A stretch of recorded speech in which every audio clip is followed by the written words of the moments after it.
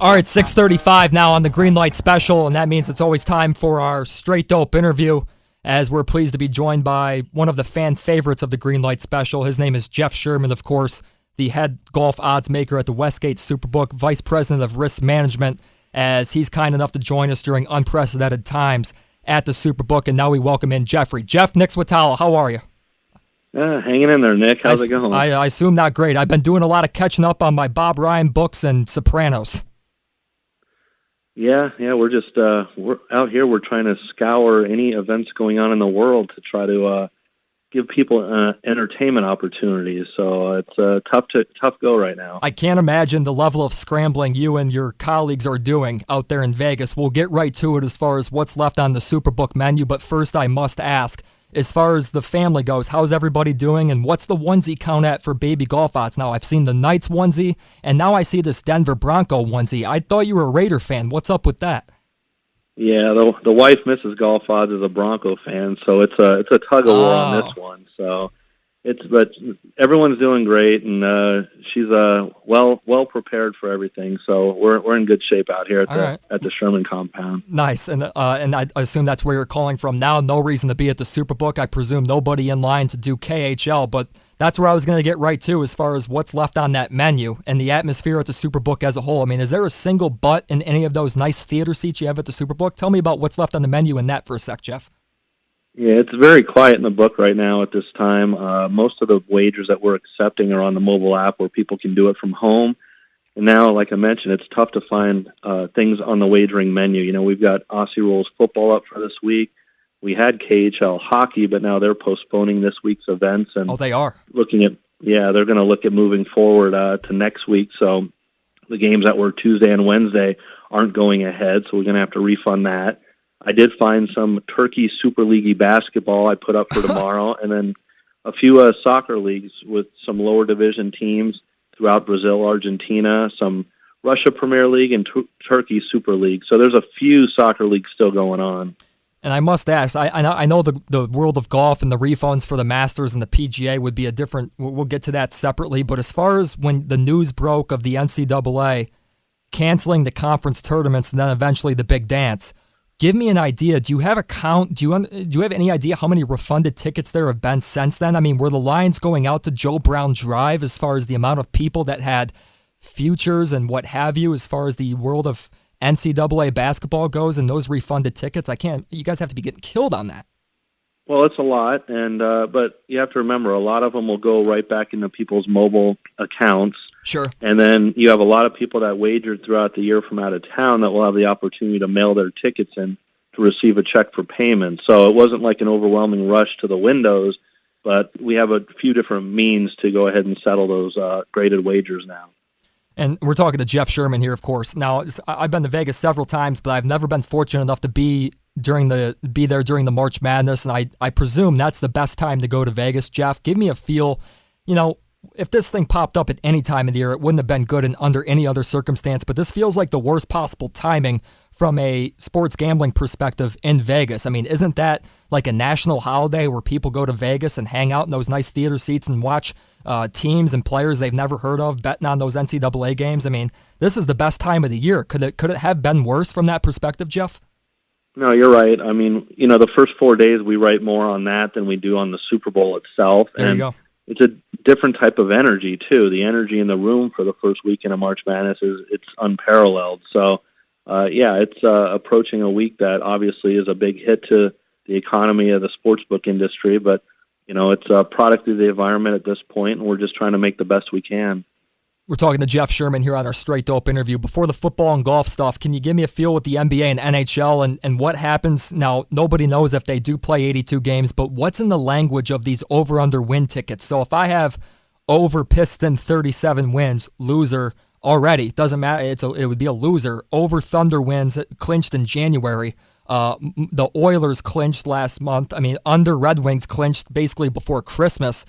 These were already winners, but if they don't play 82 games, are all these over-under win total tickets dead? Well, yeah, you have to check each sportsbook's individual rules. And at the SuperBook, for the over-under wins, the over-under point totals in hockey, for divisions in both sports, it says the teams must play 82 games for action. So basically at the SuperBook, we'll be refunding all those wagers. It's not open to interpretation. We're not going to pay the ones that are already decided and refund the other side of those wagers. It's just the whole pool is going to be a refund at this point if they don't complete the 82-game schedule. All right, makes sense. And obviously, the local Louis the Lip bookie out there might be doing a little bit something for his customers, and then obviously some books do their own thing out there in Vegas. So that makes sense. Must play the full season. Who knows if that's going to happen? Nobody knows. But as far as the NFL goes, we just talked about their new league year starting, doing their own thing. But the news of the day along with that was the draft, and that fan experience that was supposed to be an enhanced fan experience, a new situation, new scenario in Las Vegas, that's altered in a big way. Yeah, we were looking at closer to the draft, getting up more props for the NFL draft than we had ever done before. And now that that's not going to take place in the city, there's no real need to do that. And, we'll have to play it on a day-by-day, hour-by-hour basis, approaching that anyway, and just see what the environment's like to see how we're going to approach that. So we're doing that with all the sports. It's things are changing minute by minute, hour by hour, and we just have to evaluate things on that basis. Is Westgate Casino, are they keeping their doors open? The SuperBook stays open, but is the casino itself, hotel? Give me the state of Vegas and the Westgate in particular. Well, the Westgate, everything that's involved with us, we're currently open and forging ahead and planning that way. So, but like I mentioned, it's things are changing at a rapid pace, and who knows what happens down the road. But right now, I go into work in the morning, get up the daily lines for whatever out there I can get them up for, and we go ahead and book the games, and the casino's open and the hotels. So at this point, we're just forging ahead. We're pleased to be joined by Westgate SuperBook manager Jeff Sherman here on our Straight Dope interview, which is always brought to you, of course, by the Casual Pint, Toledo's most unique craft beer market. Their doors are still open, filling growlers and crawlers tonight until 8 p.m. to go, of course. Delicious grub also available for takeout. 35 craft beers on tap with that. That's at the Casual Pint Toledo, where beer lovers meet. More on the NFL. Before I get to these Tom Brady first snap odds, are you adjusting Super Bowl odds on a day like today where you know the Colts are going to spend money, they go get Buckner. The Browns are going to spend, the Browns are going to make moves, they go get Hooper, they go get Conklin. Are you adjusting these Super Bowl odds as soon as tonight, tomorrow morning after big moves that aren't made official till Wednesday, mind you? But are you adjusting these NFL odds for the upcoming season based off of what has transpired today, Jeff? Oh, absolutely. We've been doing it all day, and the most notable one is we knocked the Cardinals down for the Super Bowl from 80 to 40. With the trade for Hopkins and shipping David Johnson out to Houston. So at the same time, we bumped the Texans up from 40 to 1 to 80 to 1. And anytime something like that comes across, we're quick to go ahead and make some adjustments. So we've been looking through the pool all throughout the day and go ahead and making adjustments. While you're adjusting those odds, do you think that you could run the Texans organization better than Bill O'Brien at this point after making that deal? I looked at the cap hit for Hopkins, and it went down substantially starting this year. I couldn't believe they made that deal. Could you? Yeah, it's surprising, especially because we know the value of running backs, and receivers are more valuable than running backs. And, it's a head-scratcher from our perspective, and that's why we made the adjustment that we did. Yeah, and David Johnson shot, so I understand why the Texans, 24-0 against the Chiefs. They were right there, maybe a move or two away, and they're going downward now. We're talking to Jeff Sherman here. Right back to the quarterback carousel, headlined by Tom Brady, the first snap odds. Where do you have those odds as of today? I assume you're adjusting those on the fly when you know that Tennessee, with $60 million guaranteed to Tannehill out. You can't rule out Tampa Bay. They're apparently all in. What about your Raiders? Do you think there's a suitor for Carr and Brady would look good in a Raider uniform? What are your thoughts on that, and what adjustments have you made to the odds? Is New England leading the way now? Well, we actually closed those yesterday when the Tannehill news broke, just because of things being fluid and taking teams out of play. So the last update we had was the Patriots minus 110, Tampa Bay minus 110, the Chargers at 8 to 1, and the Raiders at 25 to 1.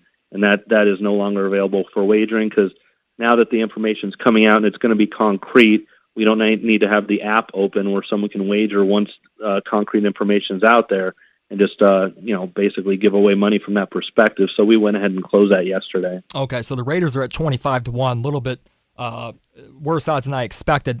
As a Raiders supporter, you don't think the Raiders were, looking at Carr's contract, he seems expendable. Do you think Carr's a nice enough player to build around, or would you be a proponent of 43-year-old Tom Brady representing the silver and gold in year one in Vegas? How about your personal thoughts on where you think Tom Brady would make the best fit at this standpoint? Well, is there an option C I can go with?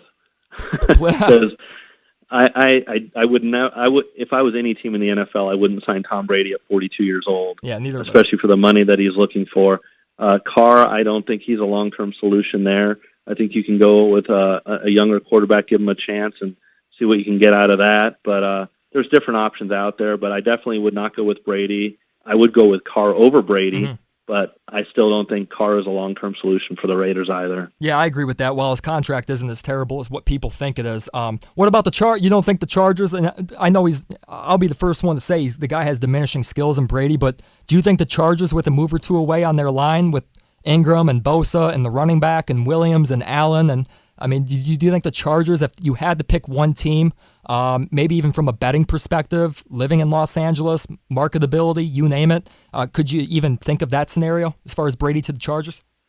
Well, I think from a Charger perspective, they should go full in and try to get him because of the trouble they have in that market. I agree. Going into a new stadium, that they're going to need to put people in the seats. And right now, they're not selling PSLs like the Rams sold PSLs in the same stadium. They need to do something that can draw that in. So I think from a marketing perspective, not necessarily an on-field perspective, they should go ahead and do that. And I still think that they have a shot at getting them. That's a very interesting point with the seat licensing. Didn't think about that either. Jeff Sherman, kind enough to join us. Let's transfer over to the golf. Give me the update on the Masters. Obviously, nobody knows if that's even going to get played. Your thoughts on potentially playing that tournament in September, which is completely unprecedented. Now, was the language... Are you going to get a zillion refunded tickets with the original pool, Jeff? Was there language in the original Masters betting pool that said that tournament had to start at a specific date or perhaps within a few days of that April 9th date that has obviously now been postponed? How about that for a second? Yeah, all of our golf tournament outrights are based on being played within 8 days of the scheduled date. So we took 11 months worth of wagers that original pool is going to have to be refunded. But as soon as I came in on Saturday, I went ahead and got up a new pool, and it says as long as completed in 2020, and that's specific to the Masters. So I'm guessing that they had up to this point a certain number of qualified entrants from over the last year, and they'll probably keep that the same, if not similar. And so I went ahead and got that up with a stipulation throughout the whole year. I also got up the PGA Championship, which that's questionable to be played in May, especially at TPC Harding Park in San Francisco. Right. So I got that up where you can have action throughout 2020. And even if they move that tournament, there's still going to be action on that tournament. Yeah, obviously there's a zillion cases in San Francisco. That would be a huge issue. Now, as far as the odds go, do you still have McIlroy leading the way? And have you done a little bit of a cross comparison to where is there a player that sticks out, whether it's at the top of the list or maybe a super sleeper that maybe has a little bit more or less value with the adjusted Masters odds, assuming the tournament gets played versus what the original pool had to offer? How about that for a second, Jeff? Well, I made a few adjustments based on how far out it could possibly be, and I bumped Rory McIlroy up from the 8-1 favorite to the 10-1 favorite. Just the longevity of it, I think you should get some more value than 8-1. I brought Tiger's odds back down because he's currently going through the back issues, but by the end of the year, he could be in a lot better shape, and of course, that he's defending champion, that could bode better for him. So I lowered him from 20 down to 16. But as far as value, I've talked to you before that I still think Patrick Cantley is the best value on the board in relation to the top golfers. You got Rahm at 12-1, Justin Thomas at 14-16. Cantley's right there with those guys, and you can find him at 25-1 in the outright. So as long as he continues to be in that range, I think he's value. Yeah. Talking to Jeff Sherman here. One more on the golf. Speaking of TPC, or with the players, I should say, last week with Matsuyama with that career round, we already have the news with the NCAA by then. We already have the news with the other leagues. Was there a split second before you realized maybe the inevitability of the PGA shutting down? Obviously, when McIlroy says something, it comes from I'm not the biggest McIlroy fan, but the guy has his head on straight. When he says something, people listen, no doubt. But before McIlroy opened his mouth, did people think that the players was going to continue to go on? Did you have a little bit of a surge as far as the lengthened lines of people saying, we got nothing else to bet on, nobody knows Turkish hoops, nobody cares about KHL hockey? That was basically the only thing to bet on for a hot minute. Did you get some increased traffic with the players while it was still happening for that little, what was it, maybe a 12 to 24-hour gap? Yeah, after the first round, we got updated odds up for it, and we did see an uptick in action. And if that had carried forward with their original plan of playing the next few tournaments with no spectators, our golf handle would have been tremendous, because that's actually a mainstream sport that people are familiar with, the golfers, and they would have all gravitated towards that. But I thought they made the right decision. I was surprised on Thursday evening that they didn't make the decision to postpone everything, but they did Friday morning, and we obviously refunded all our wagers from the Players' Championship, and then had to take the course of action with the upcoming majors. Jeff Sherman, of course, kind enough to join us here. Before I let you go, can I get your thoughts on the Knights and the goalie they picked up, Lehner? I don't know if it's going to be I looked at their cap situation on Cap Friendly. I don't know if they're going to have Robin Lehner going forward, but no one knows if a Stanley Cup champion is going to be crowned. But did you feel pretty good about the Knights at this stage? Big win against the Oilers, starting to win some games, and they pick up a good goalie at the trade deadline. Were you happy with where the Knights were at that point before things shut down? Yeah, I mean, that was one of their bigger weaknesses, was the backup goalie situation, and Fleury was playing too much at this point in his career, so I thought it was a good move for them. And, you know, when Leonard was out there, even if he didn't have that good of a game, the team still, you could see the confidence in front of them. So I thought it was a good move going forward. And, you know, now with the uncertainty in the NHL, even if they do resume, there's a chance that they can just go right to the playoffs from this point, at which the Knights are leading the Pacific Division, and then it would give them time, because Mark Stone has been out injured. Yeah. Pacioretty just recently got injured, so the injury front could bode well if they do return and just pick up at the playoff point. And as far as the baseball goes, you're just going to have to build stuff from scratch, right? Forget about the over-unders. Forget about 80-something Astro players getting plunked by a pitch. You're going to have to start that from scratch, right? It's not going to be a 162-game season. That's all to be determined, right, with the baseball? Yeah, we closed out anything that had any stipulations over 150 games, because that sounds doubtful. So you can still bet the World Series futures, MVPs, Cy Youngs, things like that don't have any game time frame stipulated to them. So, you know, we'll see what happens. We had so many baseball props that Randy out here did for us, and, you know, a lot of those look like they're going to be refunds or closed. And, you know, obviously we'll just have to assess it going forward. And if we're able to get up some new things a few weeks out from when they start, then we'll go ahead and do that. Crazy times, Jeff, but I really appreciate you taking the time from out there, and best to you and the family, and stay safe out there, okay? All right. Thanks, Nick. Jeff Sherman, kind enough to join us, of course, the head golf odds maker at the SuperBook, VP of Risk Management, one of the fan favorites here on the Green Light Special. Kind enough to join us on behalf of our Straight Dope interview, which is, of course, always brought to you by the Casual Pint. That is Toledo's most unique craft beer market. The Casual Pint, look, over the past couple of years, they've grown one hell of a fan base, and that's because customers love their craft beer, and I got good news for their customers. Pint at Home has you covered with amazing Casual Pint grub ready to pick up in 20 minutes. You can also order from your computer, tablet, and phone. Also available is the beer and the wine. Any of the 35 craft beers on tap, as I mentioned, can be poured into the aluminum 32-ounce growlers and crowlers and the cans for you to take home. Bottles also available for the carry-out. The all-new go-to hours are 3 to 8 p.m. at the Casual Pint. For a current live tap list, please visit the Untapped page, and also be sure to follow along for continuous updates on the Casual Pint on the Facebook and Instagram page. That is the Casual Pint Toledo, where beer lovers meet.